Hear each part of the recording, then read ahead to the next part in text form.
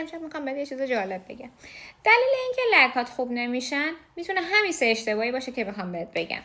اولین اشتباه، ضد آفتابت رو کم میزنی یا فقط 1 بار در روز استفاده میکنی. حتی بهترین درمان ضد لک هم بدون SPF درست و کامل نتیجه نمیده.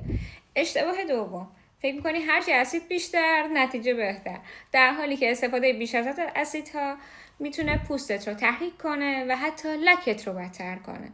اشتباه سوم، دستکاری جوشا. خیلی از لک هایی که ماها روی پوست میمونن بعد از فشار دادن و التهاب ایجاد میشن. برای بهتر شدن لک ها باید اول التهاب پوست کنترل بشه.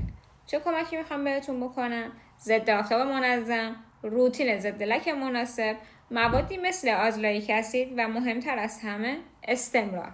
درمان لک معمولا زمان میبره ولی با روتین درست قابل کنترله.